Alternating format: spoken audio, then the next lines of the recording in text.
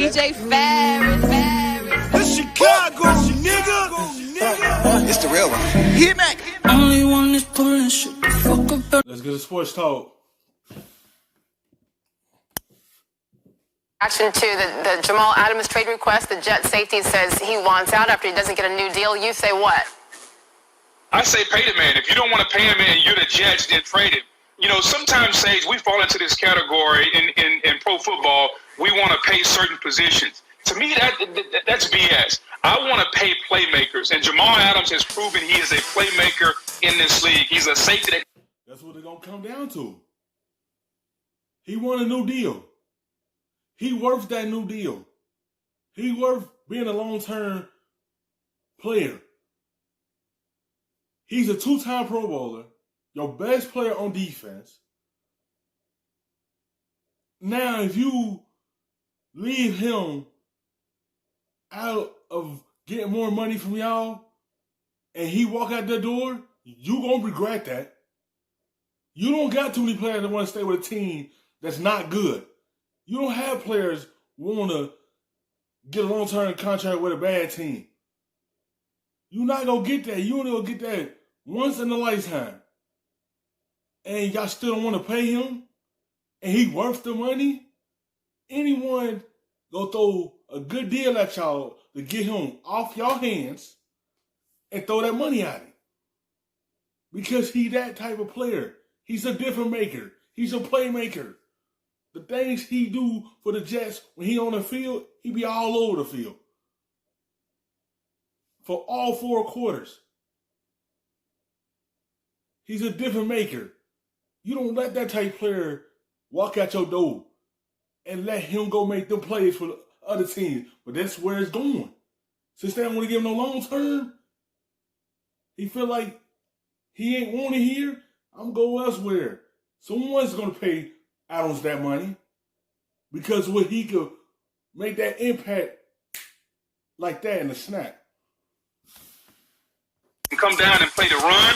He can match up one-on-one against tight ends. You can blitz him. He's the quintessential playmaker in this league. And I was always taught by the Hall of Fame GM Bill Polian. When you have a playmaker, you pay the playmaker. If the Jets don't want to pay the man, trade him, and I'm sure someone else will. Yeah, I agree with a lot of what Booger said. I'd say this. I'd be shocked if he's not a Jet for the long-term future. Second of all, their general manager, Joe Douglas, this is his first year on the job. He grew up in the Baltimore Ravens system scouting-wise. They had this safety named Ed Reed that was a transformative player for them. Now, I'm not saying Jamal Adams is Ed Reed, but Jamal Adams is a really, really, really good player. And so Joe Douglas is going to realize the value of a great safety.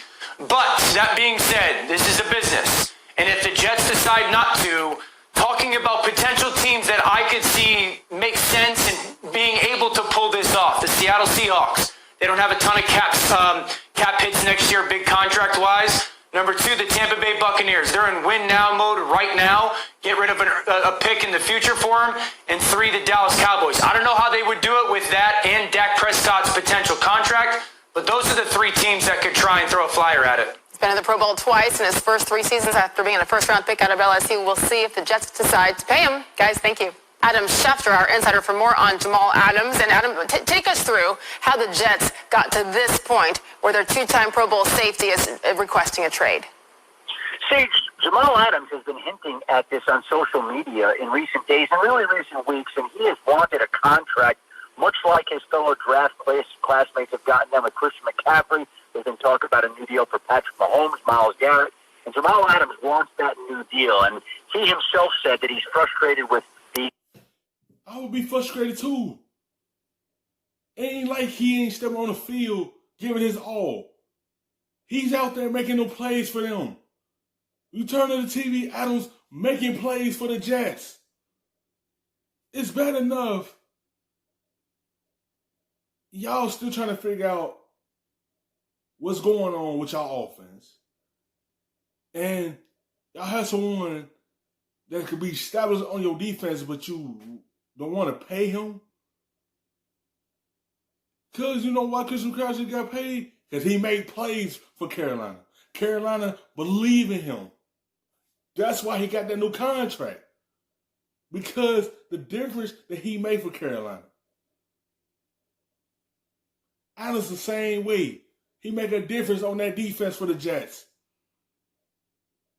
Y'all already had too much going for yourselves, but he is a future for them to keep there. But they don't want to give up this.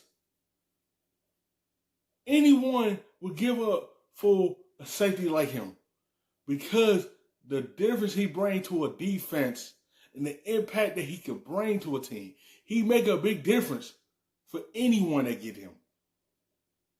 It's just all about, is he the guy for them or they don't want to give it to him? Because if you lose him, it's a big old hole for them to fill.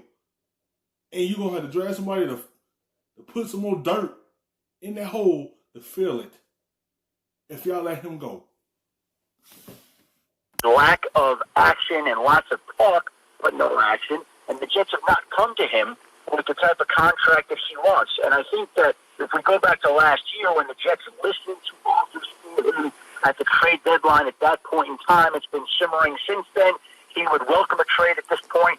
He has told the team that. Now, keep in mind, the Jets control whether or not they deal him. He's got 2 years left in his contract, and they can always franchise him a third year if they wanted.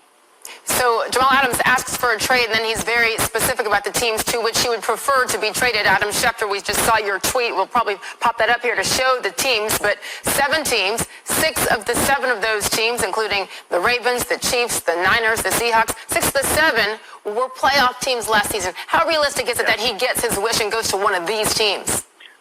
I think what's going on here, Sage, is that Jamal Adams is sending an indirect message to these teams, hey, come and get me. I want to come play for you.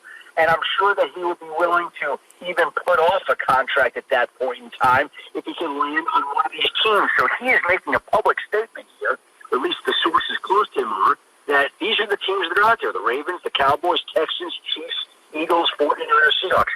A couple of teams in Texas and a lot of playoff contenders that he'd like to go play for. And I think he's sending a message, hey, I want to go play for one of these teams. I would like for you to try to make it happen. Go call the Jets general manager, Joe Douglas, and see if you could find a way to bring me to your city. These are basically teams that many people would pick to go to the playoffs, or they're back in Texas.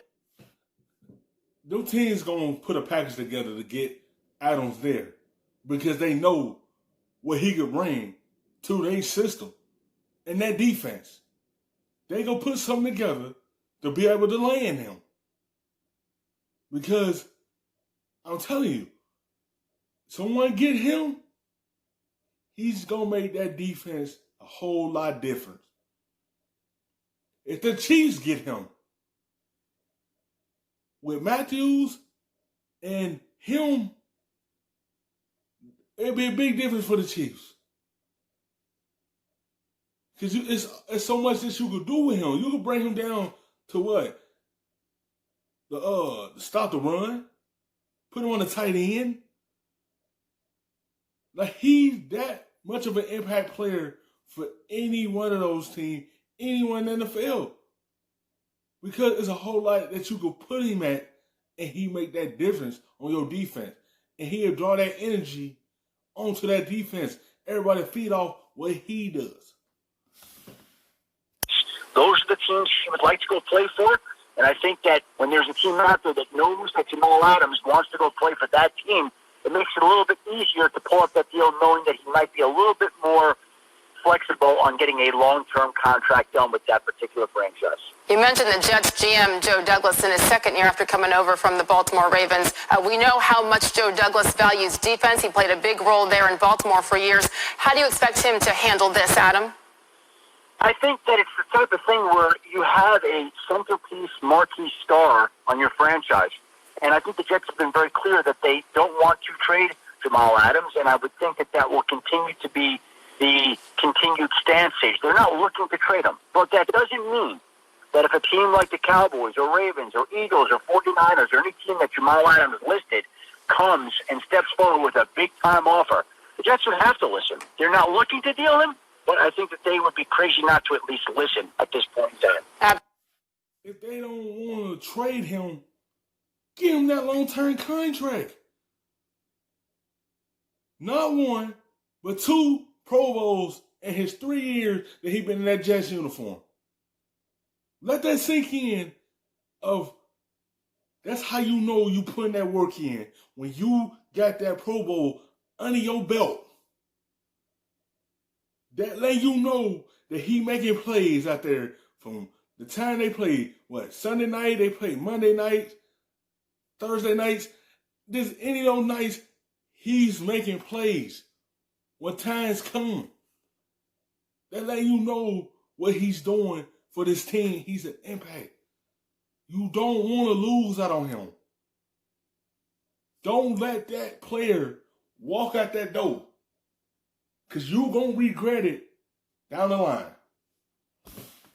Absolutely, it's a business for everybody. Again, Jamal Adams, a first-round pick, 6th overall back in 2017, been to the Pro Bowl 2 of his first 3 seasons in the league, and right now he says he wants out of New York. Adam Schefter with the latest. Thank you. Thanks for watching ESPN on YouTube.